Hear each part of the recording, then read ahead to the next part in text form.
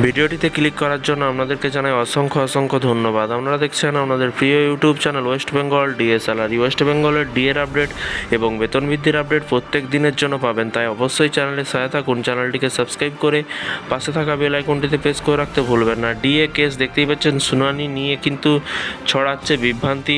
Supreme কোর্টে বকেয়া DA মামলা নিয়ে কিন্তু বড় আপডেট দিল কনফেডারেশন। তো ফ্রেন্ডস, শুনানি নিয়ে কিন্তু ছড়াচ্ছে বিভ্রান্তি। সুপ্রিম কোর্টে বকেয়া ডিএ মামলা নিয়ে কিন্তু বাড়ছে আপডেট দিল কিন্তু কনফেডারেশন। কী বলা হয়েছে চলুন দেখে নেওয়া যাক। 24শে জুন আজকেই নিউজটি প্রকাশিত হয়েছে। বকেয়া মহার্ঘতা মামলায় শুনানি নিয়ে কিন্তু ছড়াচ্ছে বিভ্রান্তি। এই অবস্থায় সুপ্রিম কোর্টে বকেয়া ডিএ মামলা নিয়ে কিন্তু আপডেট দিলেন confederation of state government employee সাধারণ সম্পাদক মলয় মুখোপাধ্যায়। দীর্ঘদিন ধরে রাজ্যের সরকারি কর্মচারীরা এই মামলার দিকে তাকিয়ে আছেন।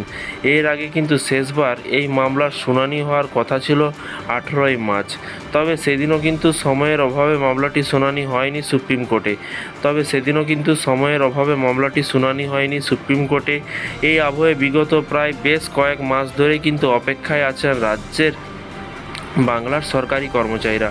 Confederation of state government employee সাধারণ সম্পাদক মলয় মুখোপাধ্যায় একটি ভিডিও বার্তায় স্পষ্ট করেছেন যে ভাষায় বলেন, অনেকেই ডিএ মামলার শুনানি দিনক্ষণ জানতে চেয়ে যোগাযোগ করছেন। অনেক সরকারি কর্মীকেই কিন্তু সেই বিষয়ে আমরা জবাব দিচ্ছি, তবে অনেক ক্ষেত্রেই ব্যস্ত থাকার কারণে বা নজরে না পড়ার কারণে জবাব দেওয়া সম্ভব হচ্ছে না। এতে অনেকেই কিন্তু মনে করতে পারেন যে আমি হয়তো তাদের এড়িয়ে যাচ্ছি। কোনো সরকারি কর্মীকেই কিন্তু এড়িয়ে যাচ্ছি না। আগামী 15ই জুলাই এই মামলাটি সুপ্রিম কোর্টে উঠতে চলেছে। মে মাসের 19 তারিখ গরমের ছুটি শুরু হয় সুপ্রিম কোর্টে। তারপর ফের 7ই জুন আদালত খুলবে এবং এরপর কিন্তু 15ই জুলাই বকেয়া ডিএ মামলার শুনানিটি হতে পারে সুপ্রিম কোর্টে। এই মামলাটির শুনানি হওয়ার কথা বিচারপতি হৃষিকেশ রায় এবং বিচারপতি প্রশান্ত কুমার মিশ্রের বেঞ্চ। প্রসঙ্গত উল্লেখ্য, এই মুহূর্তে রাজ্য সরকারি কর্মচারীরা ডিএ পাচ্ছেন 14%।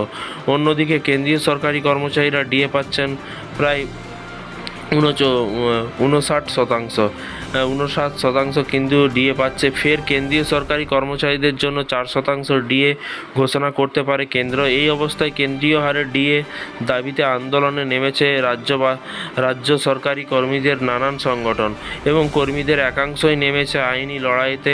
এবং এদিকে বর্তমানে কিন্তু বাংলার রাজ্য সরকারি কর্মচারীদের ডিএ মামলা রয়েছে কিন্তু সুপ্রিম কোর্টে। তো দেখা যাক 15ই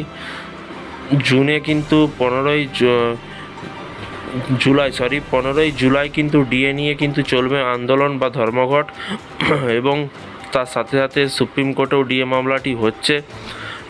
সুপ্রিম কোর্টেও মামলাটি শুনানি হতে চলেছে। দেখা যাক কি ফলাফল আসে। যখনই নতুন আপডেট আসবে অবশ্যই চ্যানেলটিকে সাবস্ক্রাইব করে রাখুন। যখনই আপডেট আসবে আপনাদেরকে ভিডিওর মাধ্যমে জানানো হবে। এরই মাঝে কিন্তু সংগ্রামী যৌথ মঞ্চে তারা পরবর্তী পদক্ষেপ কি হতে চলেছে সেই সব নিয়ে আলোচনা চলছে। সেই সব ফুটেজও কিন্তু আপনারা ভিডিও ফুটেজ দেখতে পাবেন এই চ্যানেল থেকে। চ্যানেলটিকে সাবস্ক্রাইব করে পাশে থাকা বেল আইকনটিতে প্রেস করে রাখুন। Thank you.